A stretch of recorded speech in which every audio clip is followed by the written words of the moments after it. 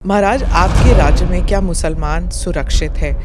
100 हिंदू परिवारों के बीच में एक मुस्लिम परिवार सबसे सुरक्षित रहता है। 100 मुस्लिम परिवारों के बीच में 50 हिंदू सुरक्षित रह सकता है क्या? नहीं रह सकता। अब बांग्लादेश आपके सामने उदाहरण। विधानसभा में आपका एक भाषण भी था, आपने कहा था कि अगर औरंगजेब का महिमा मंडल कर रहे हैं, वो जो लोग नागपुर में जो कर रहे हैं, उनको यूपी आना चाहिए, हम उनका इलाज कर देंगे। इलाज कैसे करेंगे आप? उपचार तो देखिए, किसी भी बीमारी का उपचार के अलग अलग केंद्र होते हैं। तो यूपी ऐसे लोगों को बहुत अच्छा उपचार देता है। उनकी जैसी डिमांड होगी उस प्रकार का उपचार दे देंगे। महाराज, आपके राज्य में क्या मुसलमान सुरक्षित है? क्योंकि आए दिन सनातन की बात होती है। आप योगी हैं, मुख्यमंत्री हैं, महाराज हैं, क्या हैं आप फिर? मैं एक सामान्य नागरिक हूँ, उत्तर प्रदेश का एक नागरिक हूँ, और एक नागरिक में एक योगी हूँ जो सबके सुख और सबके निरोगता की कामना करता है, सबका साथ और सबके विकास के मंत्र पर विश्वास करता है, और उसी भाव के साथ हम लोग कार्य भी करते हैं। आप मुझे बताइए, दुनिया की सबसे प्राचीनतम धर्म और संस्कृति है सनातन धर्म। उसके नाम से ही आप अंदाज़ा लगा सकते हैं। दुनिया की कोई जाति, मत और मजहब नहीं है जिसको उसकी विपत्ति के समय सनातन धर्मावलंबियों ने शरण न दी हो, उसके संरक्षण के लिए उसको हर प्रकार से फलने फूलने के लिए अवसर न प्रदान किया हो। लेकिन बदले में उसे मिला क्या? बदले में मिला क्या? और दुनिया के अंदर कोई उदाहरण नहीं, कोई उदाहरण नहीं कि कहीं भी हिंदू राजाओं ने दुनिया के अंदर कहीं भी अपने बल पर, अपने वैभव के दंभ से किसी पर आधिपत्य स्थापित किया हो, कहीं नहीं है। देखिए उदाहरण, अयम निज परो वेति गणना लघु चेतसाम उदार चरितानाम तो वसुधैव कुटुंबकम, इस सनातन वाक्य है। दुनिया के अंदर कोई बोलता है? दुनिया के अंदर किसी ने इसका आचरण किया? कोई नहीं किया। सब तो हड़पना चाहते हैं। यानी यह अपना है, यह पराया है, भेदभाव छोटी संकुचित बुद्धि के लोग करते हैं। उदार चरित्र के लोगों के लिए तो पूरी दुनिया ही एक परिवार है। इस भाव के साथ सनातन धर्मावलंबी ने हमेशा काम किया है, और आज भी उदाहरण देखने को मिल सकता है कि 100 हिंदू परिवारों के बीच में 100 हिंदू परिवारों के बीच में एक मुस्लिम परिवार सबसे सुरक्षित रहता है।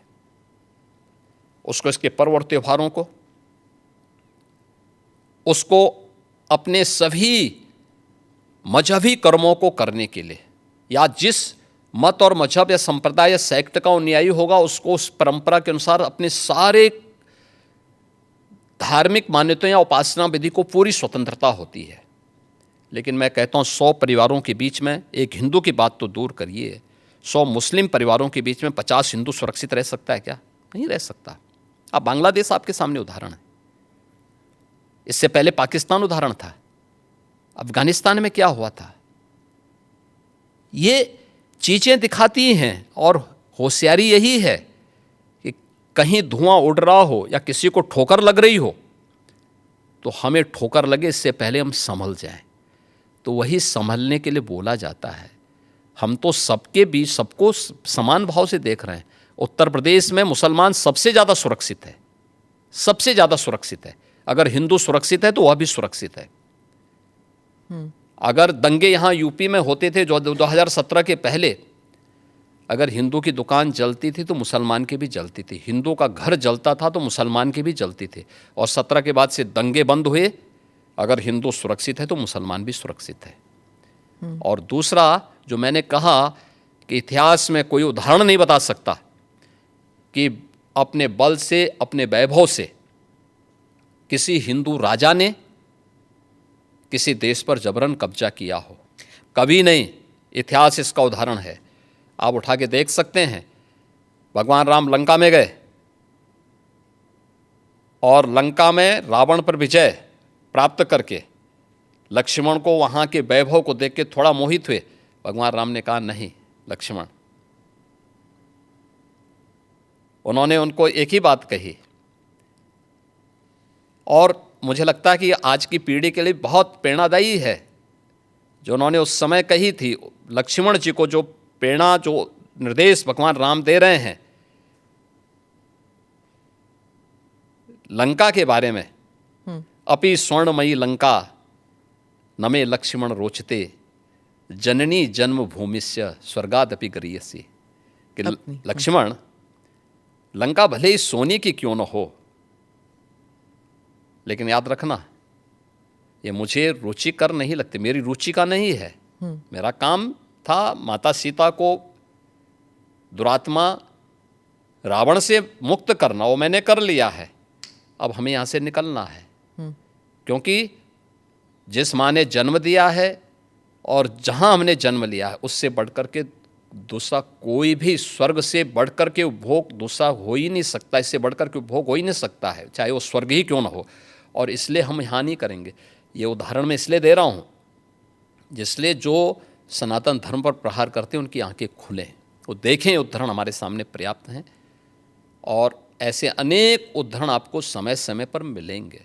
मुख्यमंत्री जी, आपने रोग हटाने की बात की, लेकिन कभी कभी ऐसा लगता है आप रोग ही हटाने की बात कर रहे हैं, क्योंकि जो बुलडोज़र चला है, आज नागपुर में चला है, यहाँ पर भी कोर्ट भी कहता है कि ये बुलडोज़र जस्टिस बंद होना चाहिए, लेकिन कोई बंद नहीं कर रहा। आज भी नागपुर में चला है, तो ये जब बुलडोज़र जस्टिस जब मना किया है फिर भी चल रहा है। देखो, जो न्याय मानते होंगे उनके लिए न्याय होता है।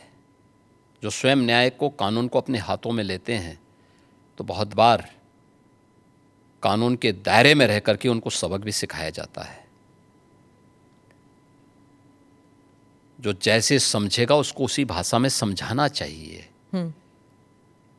आप मुझे बताइए, कोई हिंसक बनकर के प्रहार करने के लिए आ जाए हमारे सामने और हम उसके सामने गिड़गिड़ाएं, ये नहीं। अगर वो हिंसक बन के आया तो उसको पहले उसकी हिंसा का प्रतिकार तो वहाँ पे करना पड़ेगा ना। आप कानून के दायरे की बात कर रहे हैं, फिर आपने कहा कि संभल पे आ रही हूँ मैं, आपने कहा कि संभल में 65 कुछ तीर्थ स्थल हैं, 64 और 18 की पहचान हो गई है। योगी जी अब बढ़ गए 54 तक पहुँच गई है।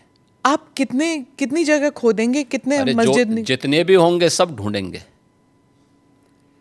जितने भी होंगे सब ढूंढेंगे, सब निकालेंगे और दुनिया को बोलेंगे कि भगवान ने जिसको आंखें दी हैं वो आके देखो तो क्या हुआ था संभल में। देखिए, संभल एक सच्चाई है, और मैं इसलिए नहीं कह रहा हूं भाई आपको उपासना विधि की पूरी छूट है, कहीं भी आप बनाइए, लेकिन आप तो इस्लाम के मुद्दों से ही भटक करके काम किए हैं। पर ये तो बन चुके हैं, अब बन नहीं चुके हैं। इस्लाम कहता है कि किसी भी हिंदू मंदिर या किसी हिंदू घर को तोड़ करके आपके द्वारा बनाए गई कोई भी इबादत गृह ये खुदा को स्वीकार्य नहीं है। क्यों आपने बनाई? आप तो इस्लाम के विरुद्ध आचरण कर रहे हैं। पर आप तो कानून के दायरे में रहकर, हम कानून के दायरे में रह के सब काम कर रहे हैं। अगर कानून के दायरे में रह रहे हैं तो फिर आप मथुरा की बात क्यों उठा रहे हैं? मथुरा की बात क्यों नहीं उठानी? मथुरा श्री कृष्ण की जन्मभूमि नहीं है क्या? पर वो तो अब कोर्ट में है ना। कोई कोर्ट का ही आदेश पालन कर रहे हैं ना, तो अब तक तो वहाँ बहुत कुछ हो गया होता। तो अयोध्या, काशी, अब फिर मथुरा भी, और कितने और? आप मुझे बताइए, सनातन हिंदू धर्म के जो महत्वपूर्ण स्थल हैं उन सभी स्थलों को हमारी विरासत के प्रतीक हैं। देखिए, डॉक्टर राम मनोहर लोहिया के नाम पे राजनीति बहुत सारे लोग करते होंगे। संभल में ही 65 निकाल रहे हैं आप, तो फिर 65 नहीं, वहाँ 68 सभी तीर्थों को हम निकाल रहे हैं। 54 से अधिक निकल चुके हैं और बाकी सभी को ढूंढ रहे हैं। शास्त्रीय प्रमाण उसके मौजूद हैं, उनको दिखा रहे हैं कहाँ कहाँ हैं। जिसने भी कब्जे किए होंगे उनको एक एक करके सबको निकालेंगे। कितने मस्जिद फिर निकलेंगे? मस्जिद, देखिए सवाल मस्जिद का नहीं है, जितने अतिक्रमण होंगे वो अतिक्रमण हटेंगे। बीते साल रामनवमी के मौके पर बंगाल में जब काफ़ी हिंसा हुई थी, जब प्रदर्शन निकला था, इस बार भी बीजेपी कह रही है कि वहाँ रामनवमी में शोभा यात्रा निकाले जाएंगे। उत्तर प्रदेश में ईद और रामनवमी, उसको लेकर क्या आपने कोई सख्त निर्देश दिए हैं कि हिंसा नहीं होनी चाहिए? देखिए, हम लोग समय समय पे प्रशासन के साथ बैठते हैं और पहले से ही इसके लिए एक एसओपी हम लोगों ने तैयार करके रखी हुई है। और उत्तर प्रदेश पहला राज्य है जिसने माननीय उच्चतम न्यायालय के ही निर्देशानुसार धर्मस्थलों के माइक को, जो उसके परिसर के बाहर आवाज़ आती थी, उसको कंट्रोल कर किया है या उसको उतारा है, कंट्रोल किया है इस संवाद के माध्यम से। आप मुझे बताइए कि उत्तर प्रदेश जैसे राज्य में अगर हम कर सकते हैं तो बंगाल में क्यों नहीं हो सकता? यहाँ पर होली पर भी मस्जिद के ऊपर नहीं, टार्पलिन चला गया था। देखिए, अब रंग खेल रहे हैं तो हो सकता गया, तो उससे कोई अस्तित्व खराब तो नहीं हुआ किसी का? आप मुझे बताइए। पहले तो कभी नहीं हुआ था। नहीं, ऐसा नहीं है। आप मुझे बताइए, मुहर्रम में जुलूस निकलते हैं, क्या उनका झंडे की छाया मंदिर के आसपास या किसी हिंदू घर के ऊपर नहीं पड़ती है क्या? क्या उससे हिंदू घर अपवित्र हो जाता है क्या? ये सख्त निर्देश हैं कि भाई जिसको रंग से परहेज है उस पर मत डालना, लेकिन फिर भी पड़ गया है और प्रशासन उसको साफ करके फिर से नगाई पुताई कर दे रहा है। ये कौन सी बात है? क्या रंग बिरंगे कपड़े पहनते नहीं? हिंदू से ज़्यादा रंग बिरंगे तो मुसलमान ही पहनता कपड़ा, तो फिर रंग से परहेज क्यों? यानी तो दोहरा आचरण है ये तो। क्या रंग बिरंगी कपड़े पहने, लेकिन अगर रंग पड़ जाए तो हाय तौबा मचाते हैं? ये नहीं हो सकता है। ये दोहरा आचरण क्यों मचाते हो जी? अरे गले मिलो। बहुत सारे मुसलमानों ने रंग में होली खेली है। शाहजहांपुर में तो नवाब साहब की पूरी झांकी निकलती, शोभा यात्रा ही निकलती वहां पे। तो हमने महाकुंभ के दौरान भी देखा था कि कई मुसलमान आए थे। तो क्या दिक्कत है? हाँ, अच्छी बात थी। अगर कोई अपने को भारतीय मानता है, कुंभ तो सभी भारतीयों का है और आना चाहिए कुंभ में। मैंने तो कहा था जो भारतीय बनकर के आएगा, श्रद्धा भाव के साथ आएगा, उसका स्वागत है। लेकिन अगर कोई किसी नकारात्मक मानसिकता के साथ आता है तो स्वीकार्य नहीं। जी, महाकुंभ में करोड़ों लोग आए थे। आपने जो फाइनल नंबर्स जिस पर हुआ था, टैली हुआ था, इस नंबर की आपने पुष्टि कैसे की कि कितने आए थे? देखिए, यहाँ पे महाकुंभ के दौरान एक हम लोगों ने सीसीटीवी कैमरे लगाए थे। हम लोगों ने एआई टूल के माध्यम से हेड काउंटिंग की व्यवस्था की थी और ये भी उसमें हम लोगों ने व्यवस्था की थी कि एक व्यक्ति का चेहरा दूसरी बार काउंट न हो। 24 आवर्स में कोई व्यक्ति हो सकता है 2 बार 3 बार, क्योंकि बहुत सारे लोग जो आए थे, बहुत सारे लोग ऐसे 2-2 3-3 बार 24 घंटे में स्नान कर रहे थे, लेकिन काउंट एक बार हो। फेस रिकॉग्निशन की व्यवस्था भी उसमें की गई थी, हेड काउंट करने की व्यवस्था की गई थी और उसको काउंटिंग करके फिर हर 24 घंटे के बाद हम उसके रिजल्ट को सामने, हर दूसरे घंटे में वो रिजल्ट सामने आता था। टोटल फिर 24 घंटे में करके वो फाइनल उसका वो बनता था, डाटा तैयार होता था। और बाकायदा उसके लिए हम लोगों ने एक वहाँ पे एक इंटीग्रेटेड सेंटर तैयार किया था जहाँ के माध्यम से इन सभी चीज़ों की मॉनिटरिंग होती थी। तो ये सभी काउंट उसी के माध्यम से हम लोग वहाँ कर रहे हैं। तो कितने नंबर हुए फाइनली? 66 करोड़ 30 लाख से अधिक श्रद्धालु वहाँ इन 45 दिनों में आके स्नान किया है। और ये इंटरनेशनली भी बहुत बड़ी न्यूज़ स्टोरी बन गई थी, क्योंकि यूरोप अगर पूरा मिला दिया जाए फिर भी इतने लोग नहीं हैं जितने कुंभ के लिए आए थे। कुंभ के बारे में और कुंभ की विराट स्वरूप के बारे में वही बोल सकता जो कुंभ में गया होगा। जी जी। बाकी लोगों के लिए यह अविश्वसनीय लगेगा। जैसे महाभारत युद्ध के दौरान भगवान को अपना विराट स्वरूप दिखाया भगवान ने, तो उस विराट स्वरूप को 3 ही लोग देख पाए थे। अर्जुन देख पाए थे, संजय देख पाए थे और भगवान वेदव्यास देख पाए थे। तो ये 3 तो भगवान के स्वरूप को पहचान गए थे और संजय ने इसीलिए धृतराष्ट्र को कहा कि देखो, याद करना, भगवान के स्वरूप को देखने के बाद मैं कह सकता हूँ कि जहाँ श्री कृष्ण हैं विजय वहीं होनी है, क्योंकि वहीं धर्म है, वहीं सत्य है।